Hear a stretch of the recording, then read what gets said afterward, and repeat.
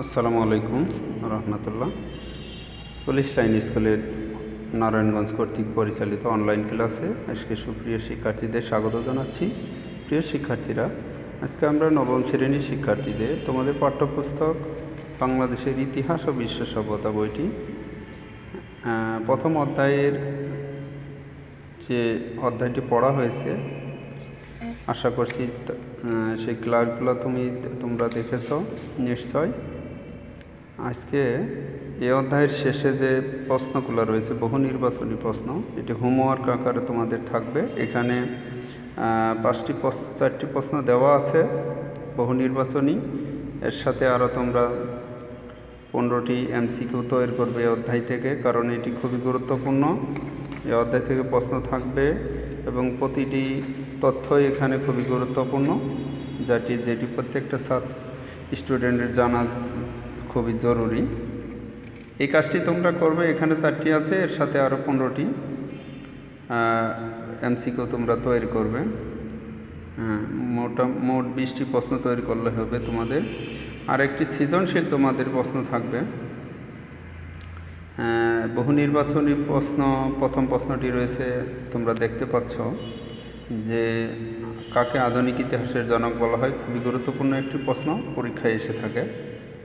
আরেকটি প্রশ্ন হলো ওয়ারী-বটেশ্বরে প্রাপ্ত প্রত্নতত্ত্ব নিদর্শনসমূহ প্রমাণ করে। কি প্রমাণ করে? ওয়ারী-বটেশ্বর এটি অবস্থিত হলো নরসিংদী। এখানে যে তথ্যগুলা পাওয়া গেছে, প্রত্নতত্ত্ব নিদর্শন যাকে বলে, প্রাচীন নিদর্শন,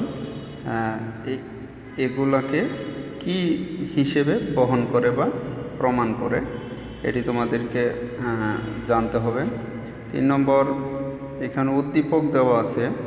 রিমা ঈদের ছুটিতে মা বাবার সাথে কুমিল্লার ময়নামতি জাদুঘরে পরিদর্শনে যায়। সেখানে সে মুদ্রা, শিলালিপি, স্তম্ভলিপি, তাম্রলিপি, ইমারত ইত্যাদি দেখতে পায়। ইমারত মানে পুরো প্রাচীন বিল্ডিং বলতে বোঝানো হয়। অর্থাৎ ঈদের ছুটিতে রিমা কুমিল্লার ময়নামতি জাদুঘর পরিদর্শনে গেল, সেখানে সে এই নিদর্শনগুলো দেখতে পেল। মুদ্রা পেয়েছে, প্রাচীন মুদ্রা যেগুলি টাকা বলে। শিলালিপি পেয়েছে, স্তম্ভলিপি পেয়েছে, তাম্রলিপি পেয়েছে, তামার লিপি মানে তামার লেখা। ইমারত, এটিকে বিল্ডিং বলা হয়। এই নিদর্শনগুলো দেখতে পেয়েছে। ঠিক আছে, এই উদ্দীপকের আলোকে প্রশ্ন করা হয়েছে, রিমা ময়নামতি জাদুঘরের ইতিহাসের যে উপাদান দেখতে পায় তা হলো। এখানে কি কি দেখতে পেয়েছে সেটির অ্যান্সার করতে হবে। চতুর্থ আরেকটি প্রশ্ন তোমরা দেখতে পাচ্ছ যে রিমা ময়নামতি জাদুঘর পরিদর্শন করে জানতে পারবে প্রাচীন বাংলার কিছু তথ্য। সেটি তোমরা এখানে সঠিক অ্যান্সারটি তোমরা জেনে রাখবে। এরপরেই সৃজনশীল প্রশ্নে আমরা চলে যাব। এই টেক্সট বইয়ের এই সৃজনশীলটি খুবই গুরুত্বপূর্ণ। সজল তার মামার সাথে গ্রন্থাগারে যায়। গ্রন্থাগার মানে লাইব্রেরিতে যায়। সেখানে সে বিভিন্ন বইপত্র পড়ে। সজল বিজ্ঞানের ছাত্র হলেও ইতিহাসের বই তার ভালো লাগে। অর্থাৎ সে বিজ্ঞানের গ্রুপের ছাত্র, তারপরেও ইতিহাস তার ভালো লাগে। তার কারণ থাকতে পারে, ইতিহাস খুবই জরুরি এবং ইতিহাস অনেক জ্ঞানের আঞ্জাম দেয়। ইতিহাস জ্ঞানের ভাণ্ডারকে সমৃদ্ধ করে, এজন্য ইতিহাস পড়তে হয়। সে বিভিন্ন উৎস থেকে ইতিহাসের বইপত্র সংগ্রহ করে পড়ে। অর্থাৎ যেখানেই সে ইতিহাসের পাওয়া যায়, সে সেখান থেকে বই সংগ্রহ করে ইতিহাসের বই পড়ে। এসব দেখে সজলের এক বন্ধু তাকে বলল, শুধু এসব বই পড়ে সময় নষ্ট করছিস কেন? এটিতে সে তার বন্ধুকে সে নিরুৎসাহিত করছে, এটি ঠিক না। প্রশ্ন হচ্ছে এখানে যে ক নং দেওয়া আছে, হিউয়েন-সাং কোন দেশের পরিব্রাজক? পরিব্রাজক বলা হয় যে ভ্রমণ করে এক দেশ থেকে আরেক দেশে।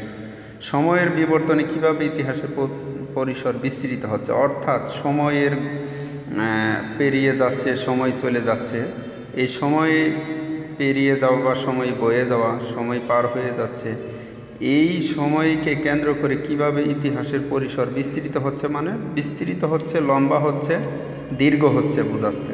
আরেকটি হলো গণন। সজল জাতীয় গ্রন্থাগারে ইতিহাসের কোন ধরনের উপাদান দেখতে পায়, ব্যাখ্যা করতে হবে তোমাদের।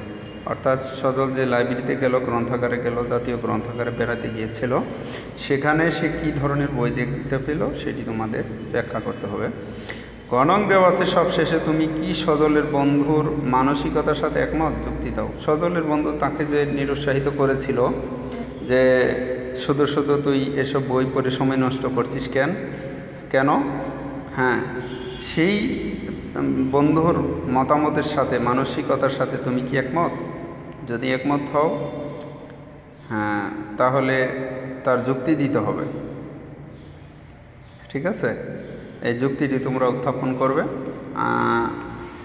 প্রিয় শিক্ষার্থীরা, আশা করছি তোমরা বুঝতে পেরেছ। সৃজনশীল প্রশ্নটি খুবই গুরুত্বপূর্ণ, পরীক্ষায় থাকবে, এখান থেকে সম্ভাবনা আছে। আর এমসিকিউ, বহু নির্বাচনী, এগুলো তোমরা পড়বে। 15টি এমসিকিউ তৈরি করে গ্রুপে সেন্ড করবে, সেখান থেকে আমরা মূল্যায়ন করব। আশা করছি বুঝতে পেরেছ। আগামী ক্লাসে আবার দেখা হবে, এরপরে আমরা দ্বিতীয় অধ্যায় পড়ব। সবাই ভালো থাকো, সুস্থ থাকো, আল্লাহ হাফেজ।